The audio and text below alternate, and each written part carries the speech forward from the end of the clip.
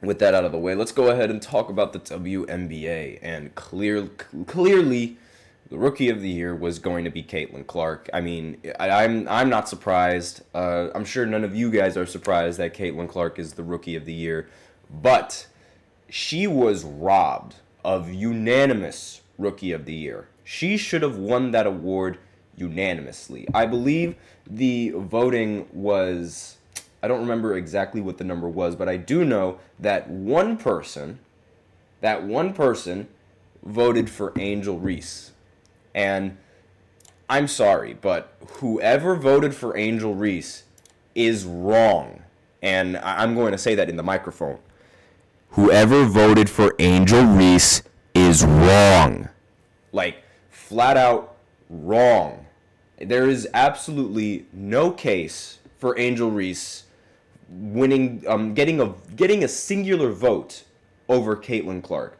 For starters, Angel Reese didn't even finish the season.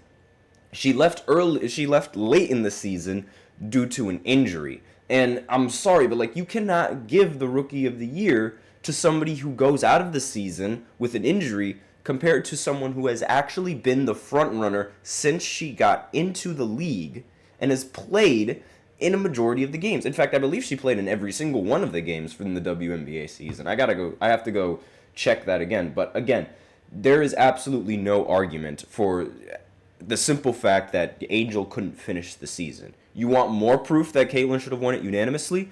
For starters, Caitlin actually led the Fever to the postseason. Angel Reese and the Chicago Sky ended up falling out later in the season, while the Fever were actually making a run for it in the postseason. And not in the postseason, but they were making a run for the postseason, excuse me. And, excuse me again. So the fact that there's legitimate value that Caitlin brings to the Fever. And Angel Reese did not lead her team to the postseason.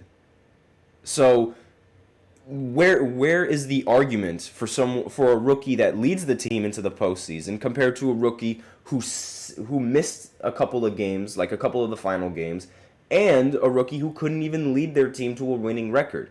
It does not make any sense to me. It really, really, really does not make any sense. And I do have more stats to prove that as well. Hold on just 1 second. I want to go ahead and check the standings and see exactly. Yes, the Sky in the Eastern Conference ranked dead last. Dead last in the Eastern Conference, and they were the third worst team in the entire WNBA. That does not indicate value.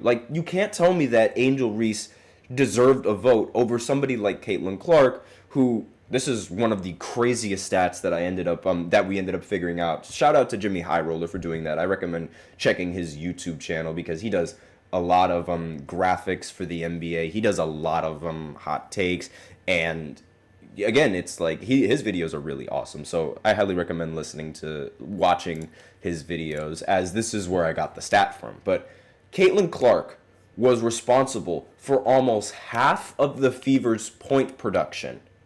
Meaning so the number, I don't remember the exact percentage, but I believe it was around 47% of the points were generated off of Caitlin Clark. Meaning that she scored or assisted on almost half of the Fever's points.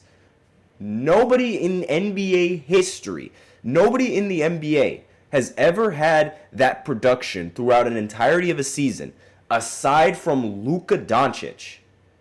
So the fact that the only basketball player that has ever even seen similar production to her, offensively at least, is Luka Doncic, the only one, that is absolutely insane. And again, generating half of the Fever's points. Half of them. Almost half of them. That's an impressive feat in of itself that has never even been accomplished by any WNBA player, period.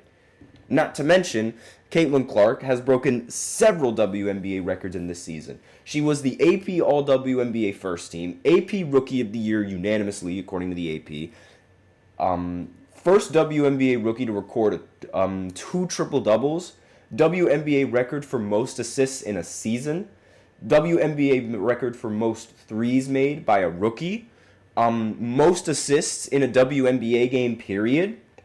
Franchise record for most double-doubles in a season. Single-season WNBA points for point guard. Fastest player to 400 points and 200 assists. Fastest player to 500 points and 200 assists. WNBA leader in assists per game.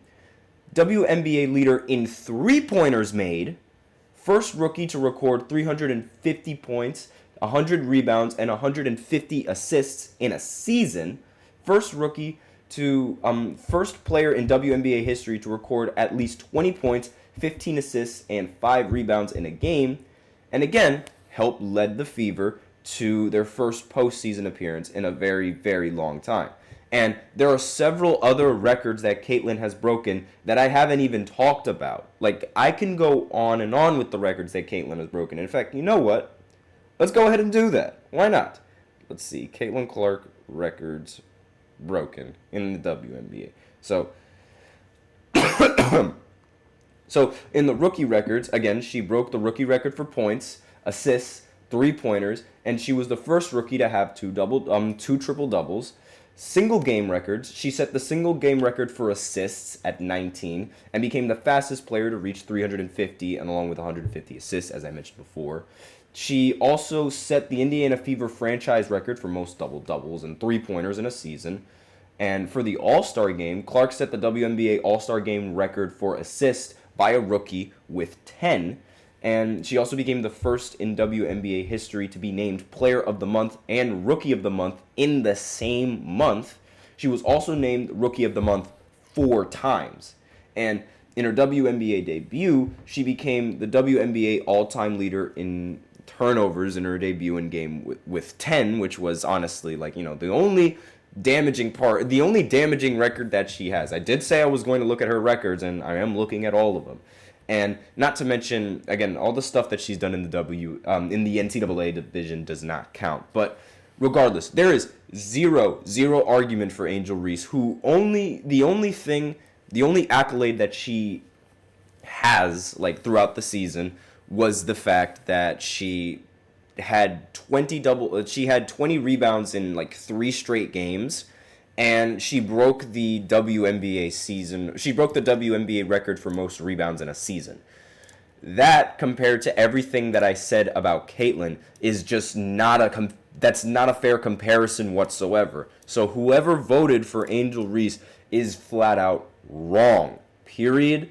Done. No argument about it. And it's really unfortunate that it's there was clear bias in the voting, in that one voter, I should say, because everyone else voted for Caitlin Clark. It's just that one person who voted for Angel Reese.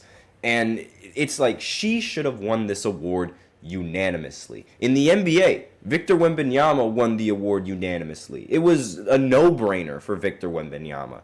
And similar to how it was a no-brainer for Victor, it should have been a no-brainer for Caitlin. But of course, we have to constantly divide the fandom, and we have to constantly have these kind of debates that we shouldn't be having. Right now, I should be talking about how she won the unanimous Rookie of the Year and how well-deserved it was, and going over all of her accolades and going over all of the records that she broke.